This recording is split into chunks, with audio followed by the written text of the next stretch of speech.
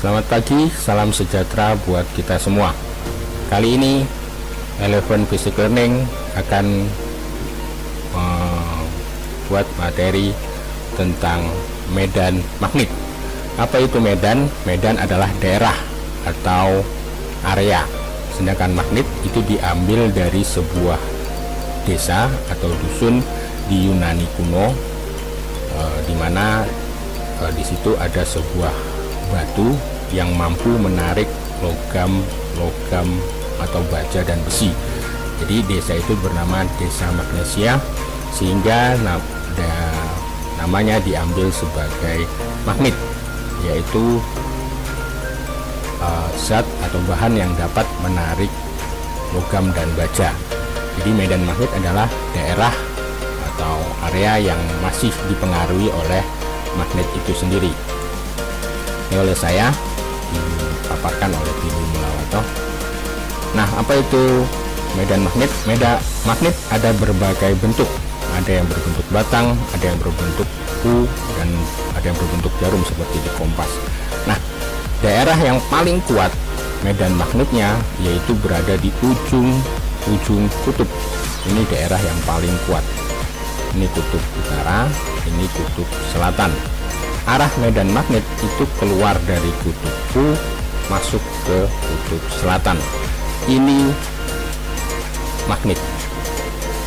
Jadi benda-benda logam, besi dan baja dapat ditarik oleh magnet. Nah, yang akan kita pelajari pada materi ini adalah bagaimana arus dapat mempengaruhi medan, dapat menjadi magnet di daerah sekitarnya. Jadi di sini ada arus listrik I. Nah, daerah sekitarnya ini disebut dengan medan magnet atau induksi magnet. Jadi daerah di sekitar kawat berarus ini masih bisa menarik benda-benda logam. Aturan yang dipakai adalah aturan tangan kanan yang tergenggam. Jempol menunjukkan arah arus, sedangkan jari-jari menunjukkan medan magnet atau induksi magnet. Bukan hanya nanti kawat lurus, tapi juga ada kawat melingkar. Banyak kawat melingkar, yaitu solenoida. Nanti kita akan pelajari tentang bagaimana induksi magnet di sekitar solenoida, atau yang kita sebut dengan kumparan lilitan. Bentuk solenoida yang lain adalah toroida, yaitu solenoida yang dibuat melingkar. Oke, mari kita lanjutkan bagaimana arah induksi magnet. Yang pertama, kita akan mempelajari arah induksi magnet di kawat berarus, lurus berarus. Perhatikan kawat yang dialiri listrik atau arus listrik I ini. Bagaimana dengan arah medan magnet atau induksi magnet di titik R? Aturan yang kita pakai adalah tetap aturan tangan kanan. Jempol menunjukkan arah arus. Jadi arah arus dari kiri ke kanan, jempol kita arahnya ke kanan. Maka arah induksi magnet di titik R yang berada di atas kawat itu sesuai dengan jari-jari yang lain, yaitu menuju ke pengamat, yaitu tandanya dot, titik. Jadi kawat arah induksi magnet di atas kawat, persis di atas kawat, itu menuju ke pengamat atau menjauhi bidang, keluar dari bidang kertas. Oke. Nah, sekarang bagaimana dengan arah induksi jika arusnya dari kanan ke kiri? Kita perhatikan arah arus I dari kanan ke kiri. Bagaimana dengan arah induksi magnet di titik S? Tetap menggunakan aturan tangan kanan. Jempol menunjukkan arah arus seperti ini, dan induksi magnet jari-jari tangan yang lain. Karena S berada di atas kawat, maka arah induksi magnet itu menjauhi pengamat atau menuju bidang kertas. Jadi pengamat di belakangi atau di belakang di arahnya adalah cross. Nah, itu arah induksi magnet di titik S. Jadi kalau dot titik itu menuju pengamat, sedangkan cross menjauhi pengamat, atau bahasa lainnya dot itu menjauhi bidang kertas, keluar dari bidang, sedangkan cross menuju bidang. Oke, jadi ada dua istilah, perhatikan baik-baik istilahnya. Kalau masih belum jelas, videonya bisa digeser untuk diulang. Oke, kita lanjutkan.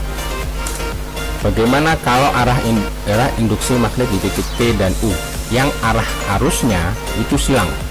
Jadi arah arusnya ini silang atau menjauhi pengamat, atau dalam istilah lain menuju bidang.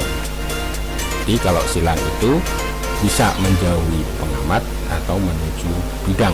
Arah induksi magnet itu berbentuk lingkaran. Jadi jempol kita arah arus itu menjauhi pengamat, sedangkan jari-jari itu arah induksi yang arahnya melingkar dan searah jarum jam. Karena jempolnya menuju bidang atau menjauhi pengamat, maka jari-jarinya itu searah arah induksinya searah jarum jam. Perhatikan jari-jari tangan kita, jari-jari yang lain itu berputar searah jarum jam, maka induksi magnet di titik T itu akan menuju ke atas. Jadi induksi magnet di titik T menuju ke atas. Perhatikan arah induksi itu selalu tegak lurus jarak. Ya, jadi arah induksi selalu tegak lurus jarak. Nanti kan kita bicara besarnya. Dan B arahnya itu ke atas karena lingkarannya arah induksi itu berputar searah jarum jam. Di titik U arah induksi ke bawah. Oke, arah induksinya ke bawah. Oke, kita lihat lagi contoh berikutnya bagaimana di titik V dan titik W yang arah arusnya itu dot. Kalau dot berarti menuju pengamat. Ingat, menuju pengamat atau menjauhi bidang. Berarti jempolnya menuju ke pengamat, menuju ke kita. Sedangkan jari-jari yang lain berputar, melingkar, berlawanan arah jarum jam seperti yang ditunjukkan oleh jari-jari kita. Jadi jempol kita menuju ke kita atau pengamat, maka jari-jari 4 jari yang lain itu berbentuk lingkaran, melingkar dan berlawanan arah jarum jam. Bagaimana di titik V? Maka di titik V arah induksi ke kiri. Arah induksi, sekali lagi, arah induksi tegak lurus dengan jarak. Bagaimana di titik W? Di titik W arah induksi menuju ke atas. Dan sekali lagi, arah induksi selalu tegak lurus jaraknya. Oke, sampai sini mengerti? Kalau belum mengerti, bisa diputar ulang videonya atau bisa bertanya pada teman yang lebih mengerti atau pada kami. Saya lanjutkan. Induksi magnet di sekitar kawat lurus berarus, ini besarnya B sama dengan mu 0I per 2 pi A. B adalah besar medan magnet, satuannya Tesla. I arus listrik, satuannya ampere. A jarak titik ke kawat, satuannya meter. Dan mu 0 permeabilitas yang besarnya 4pi kali 10 pangkat min 7 Weber per ampere meter. Jadi ini dua ketentuan. Dari mana rumus ini didapat? Dari hukum Laplace. Saya nggak akan memberikan panjang lebar tentang hukum Laplace dan Biot-Savart, karena itu akan kalian pelajari nanti di bangku kuliah. Oke, yang masuk jurusan ITS, yang masuk jurusan teknik di ITS atau di mana saja, maka akan mempelajari dari mana persamaan itu didapat. Ingat, Jadi kalau kawat arusnya I ke kanan, maka titik di atas kawat itu dot menuju ke pengamat. Contoh soal, hitung induksi magnet di sebuah titik yang berada sejauh 5 cm dari sebuah kawat yang dialiri arus 2 ampere. Perhatikan, diketahui A-nya 5 cm atau sama juga dengan 5 kali 10 pangkat min 2 meter. I-nya 2 ampere. Maka besar B adalah μ0 I per 2 pi A. μ0 nya 4 pi kali 10 pangkat min 7, I nya 2 per 2 pi, A nya 5 kali 10 pangkat min 2. Oke, dari situ pi nya bisa dicoret atas dan bawah menghilangkan penyebut. Lalu 4 kali 2 8 per 2 kali 5 10, berarti yang bawah 10 pangkat min 2 kali 10 tinggal 10 pangkat min 1. Jadi jawabannya 8 kali 10 pangkat min 6 Weber per meter persegi. Arah induksi magnet mengikuti aturan genggam tangan kanan, maka arah di titik itu menuju ke pengamat atau dot. Ini induksi magnet di sekitar kawat lurus berarus. Nah, sekarang kita pelajari berikutnya adalah induksi magnet di sekitar kawat melingkar berarus. Tadi kawat lurus, sekarang kawat melingkar. Besarnya induksi magnet di pusat lingkaran μ0 I per 2A. Perhatikan persamaan kawat sebelumnya. Nah, kalau di pusat lingkaran μ0 I per 2A. Untuk menghantar melingkar yang terdiri dari N lilitan, maka induksi magnet di pusat lingkaran B sama dengan N μ0 I per 2A. Sama dengan kalau persamaan yang atas itu kawatnya hanya 1. Tapi kalau persamaan yang bawah kawatnya tidak 1 tapi banyak lilitan. Oke. N jumlah lilitan kawat, A jari-jari lingkaran. Perhatikan A-nya. Kalau tadi di kawat lurus, A-nya jarak titik ke kawat. Tapi kalau di kawat melingkar, A-nya adalah jari-jari lingkaran. Jadi tolong dibedakan. Contohnya, titik P adalah pusat lingkaran yang jari-jarinya 2 cm seperti pada gambar. Ya. Berapa besar dan kemana arah induksi magnet di titik P bila kuat arus yang mengalir adalah 40 ampere. Perhatikan arah arus. Arah arus dari kanan lalu keluar di kiri. Jadi di kawat melingkar, arah arus berputar berlawanan arah jarum jam. Oke. Jadi arah arus berputar berlawanan arah jarum jam. Maka penyelesaian, A-nya jari-jari 2 cm yaitu 2 kali 10 pangkat min 2 meter. I-nya 40 ampere. Perhatikan lingkaran, lingkarannya tidak utuh. Itu yang terpotong adalah 90 derajat. Berarti lingkaran kawat itu hanya 360 dikurangi 90, 270 derajat atau 3/4 lingkaran. Jadi lingkarannya hanya 3/4 dari lingkaran utuh, maka persamaannya 3/4 kali μ0 I per 2A, karena hanya satu kawat berarti μ0 I per 2A. 3 kali 4 pi kali 10 pangkat min 7 kali I nya 40 ampere, berarti 3 kali 4 pi kali 10 pangkat min 7 kali 40 per 4 kali 2, A-nya adalah 2 kali 10 pangkat min 2. Jadi 4 kali 2 kali 2 kali 10 pangkat min 2. 4-nya bisa kita coret atas dan bawah, lalu 40. 4-nya bisa kita coret 4 dan 2 kali 2 di sini.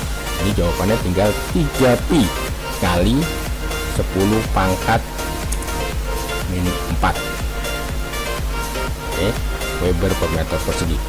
Perhatikan arah arus pada kawat melingkar, arah arus berlawanan, maka arah induksi keluar dari bidang kertas atau menuju ke pengaman. Oke, kalau masih belum mengerti, itu bisa tanya kepada teman yang lebih mengerti. Nah, sekarang induksi magnet di solenoida. Nah, gambar solenoida seperti ini. Jadi kawat arus dililitkan dan berbentuk silinder. Bagaimana besarnya? Nah, induksi magnet di sumbu pusat atau di titik O atau berada di tengah-tengah solenoida, maka besarnya B di O adalah μ0I kali N per L. L adalah panjang solenoida. Jadi μ0 nya tetap 4pi kali 10 pangkat 7, I nya arus, N nya adalah lilitan, banyaknya lilitan. Nah, karena arusnya seperti itu, maka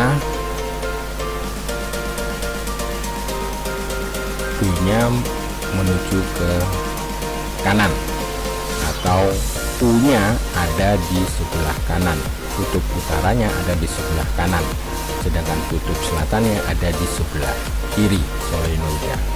Nah, bagaimana dengan induksi magnet di ujung solenoida di titik P di ujung?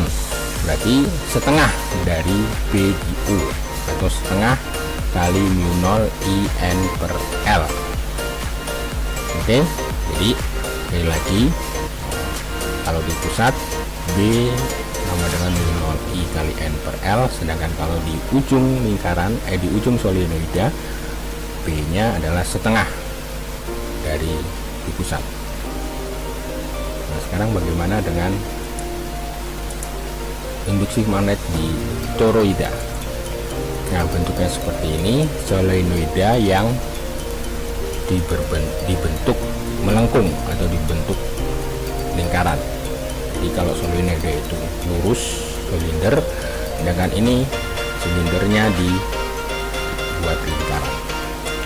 Nah, besarnya induksi magnet di tengah-tengah toroida di titik P itu besarnya μ0I per μ0I N per 2πa.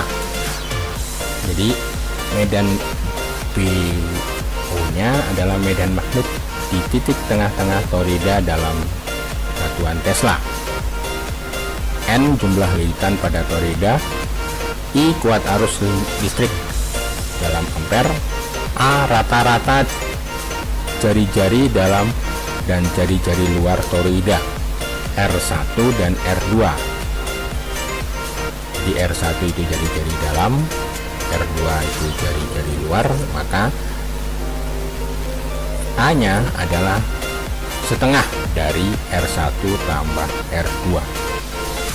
Contoh soal bisa nanti kalian pelajari di buku kalian yang kalian punya, apapun buku kalian, silakan kalian lihat dan kalian pelajari baik-baik. Demikian dari kami Eleven Basic Learning. Terima kasih sudah menyimak medan magnet. Nanti materi berikut akan kami lanjutkan dengan gaya magnet. Jangan lupa di like videonya, subscribe, dan beri lonceng. Sampai ketemu lain waktu.